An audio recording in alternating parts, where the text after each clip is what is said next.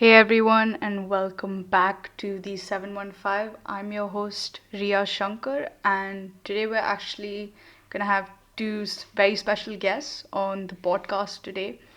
Both of them are budding cricket players, and they're part of the under 19 women's cricket team for the UAE. Please welcome Sia Gokhale and Tirtha Satish. Right. So, first of all, thank you so much for Sia and Tita for being part of this very cool podcast. So, my first question I just want to ask is just tell me about your, daily routine in terms of, school and practice with the team.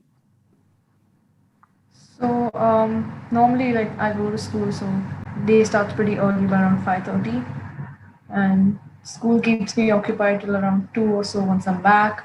Then just casual lunch, finish few assignments, and afternoon nap is a must. Definitely need that. Oh, yeah, I totally get that. And yeah, you get exhausted during training otherwise. And then we have training in the evening with the team twice a week, and we have the occasional matches as well. So that goes on for around 3 to 4 hours, and then sleep and repeat. Nice. But what about you, Tirtha? Is it the same? For me, not exactly the same. It's more likely the same. Like I get up quite early in the morning because I'm more of a morning person. So at Okay. that time I wake up, do some exercise, then study a bit, then go to school. I go to school as well. And after I come back, afternoon nap, that 100% should need it. Then after that, just lounge around or finish your homework. And as she said, we have practice for 3 to 4 hours. That's what they say, but like it Yeah, extends to that for a longer it's time. We definitely don't want to more. go out. Matches 6 hours minimum, Yeah, Wow. just take so a So it longer takes most of time. our times. I actually read somewhere in an article that after 2.5 hours of practice of a sport or any physical activity, after 2.5 hours your body just gives up. So how do you handle 3 to 4 hours of practice? Mm, I think one is the sport itself. So we are given breaks in between. It's not we are continuously doing something. We are given like 5 minutes between stations or between drills. That's one thing. And in a sport like cricket, you do get breaks in between while bowling. If you're bowling one ball, you'll get around 2 minutes break and then you bowl the next one. So I don't think you're doing it continuously.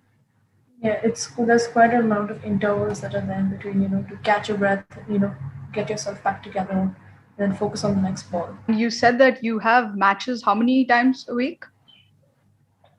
It really depends.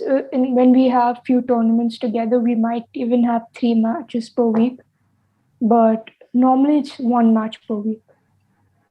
Okay, cool. So how did you actually handle quarantine? Because being an athlete myself, it was very, very hard for me, with the gyms closed and you can't even go out. So Sia, let's start with you.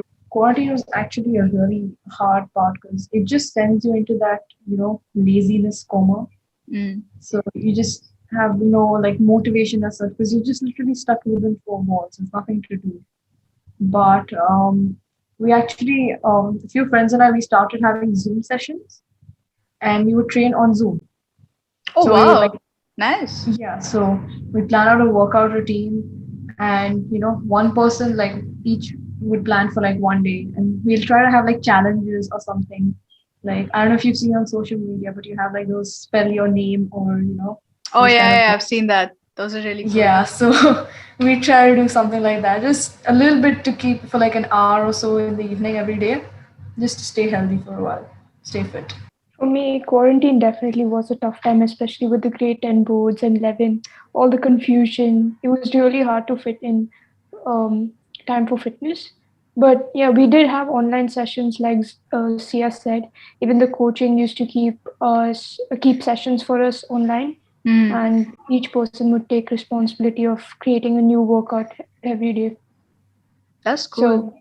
So So, I know that people tend to forget that athletes are humans too, and we have some days that we don't want to, go for that practice or go for that match. We just want to be a normal person, just sleep or maybe watch something. So, my question is, So when obviously you will have days when you feel like that, so what really, motivates or encourages you to, get up and I feel it's like the game itself is such that you have that kind of love for the game, you have that kind of motivation or dedication for the game itself, that you see all the amount of work your coaches and everyone is putting in, and just part of it makes you feel that it's not right to bunk, or it's not right to miss out on one session.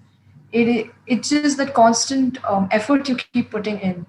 And I feel like the day that dedication or that that consciousness stops, that I think that's the day where you kind of fall back. I agree with Sia. I think the sport itself drives you.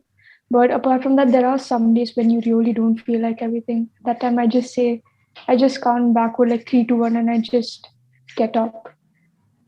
So it isn't that hard. But in those few days, I think more even experience counts. Like sometimes you've experienced those days and where you've actually not gone for practice, and then you come on the field after 2, 3 days and you realize you've lost everything. So yeah. you don't want to repeat that again. So I think that drives me also a lot. Yeah, I know that there have been a couple of times where I've like bunked practice and I felt so guilty. You feel like you think about it Mm. the whole day. The worst part Actually, is, even after you bunk, you yeah, can't really enjoy doing anything in that exactly. stretch that you get. And No, no, even after, like, if you like bunk, the next day you will lose your rhythm of playing and you just don't Yeah. know what to do. no, So completely. So, so obviously, like, when do you rest? What is your rest day? Which day? For me, I get Fridays as my rest days. That's like the one day I just, laze around, wake up late, maybe Yeah. binge watch a while. But yeah, Fridays are my rest days. And Tirtha? for me, generally it is Friday, but I don't keep a fixed day because most of the time there might be matches or practices on Fridays as well. So whenever we don't have any important practices as such, I keep that as a rest day or a day where I have a lot of schoolwork to complete and I Hmm. really don't have time. I'll keep that day as a rest day to catch up on stuff.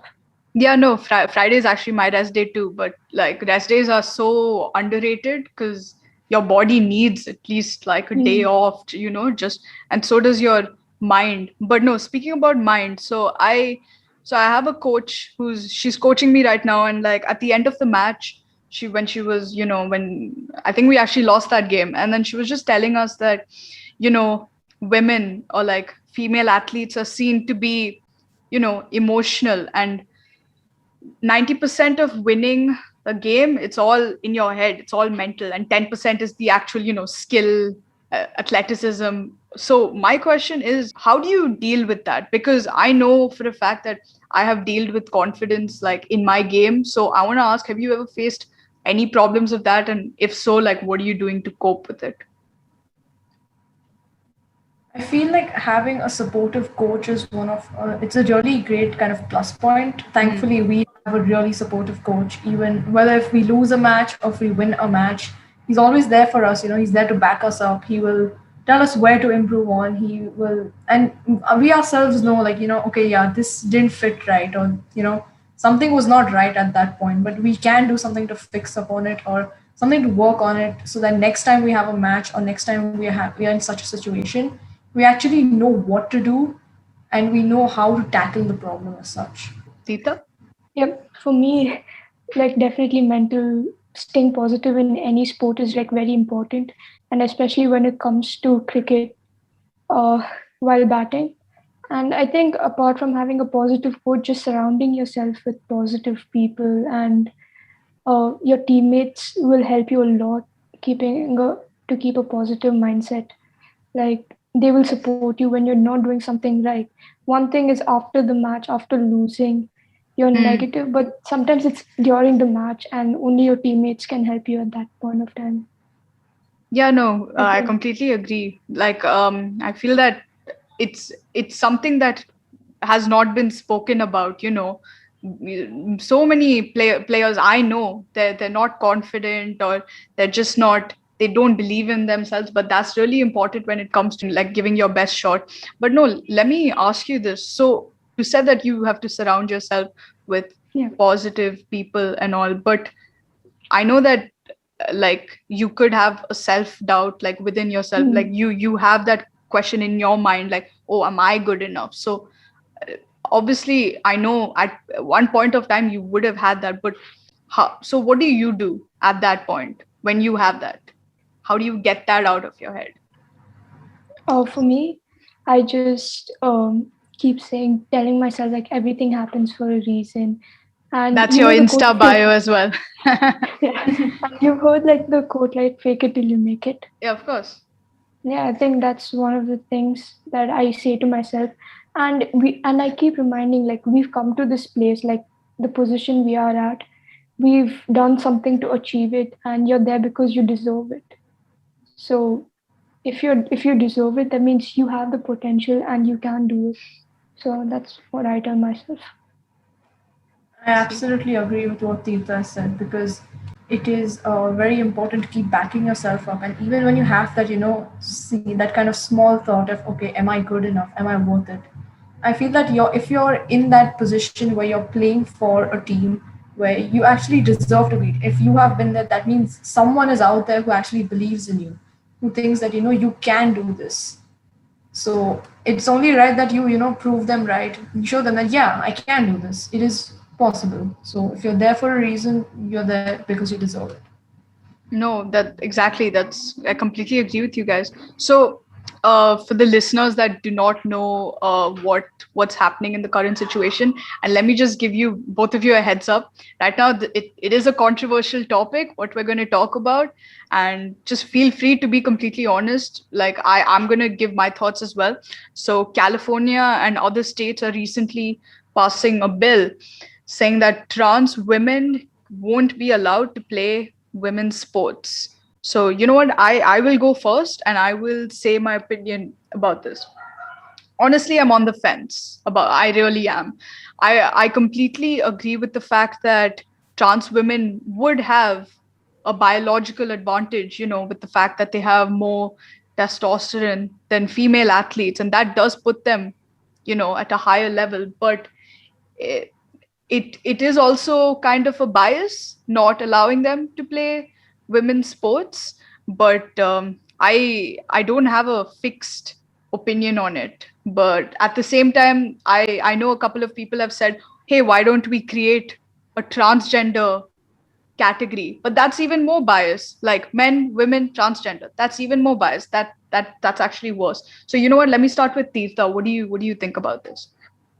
For me, just like you, I'm on the fence. But I think I lean more towards not letting them play as because of the biological advantage. And sports is mainly physical. That's the main aspect of it. And by someone having a bit more advantage may seem unfair to most of the players. Since we're all sportsmen, we all are on the fence regarding this because we know what it's like to say play against boys or just in general have that competition. But what I feel like, even I lean less slightly towards being against the bill because, like, I understand it is harder that they do have a specific advantage. They have a biological advantage, Of course. but maybe if we could, like, how do you say, fine tune the law or just maybe specify it to like one certain aspect of it, What do you or mean? in the sense, like, say for like physical fitness, for example, trans women would have an advantage, right?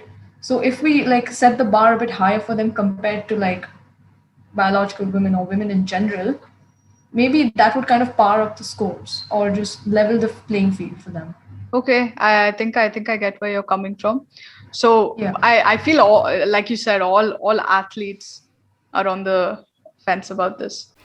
Okay, this brings us to the end of the episode. If you stayed till the end, thank you so much for listening, and I will see you next time. Bye bye. See ya.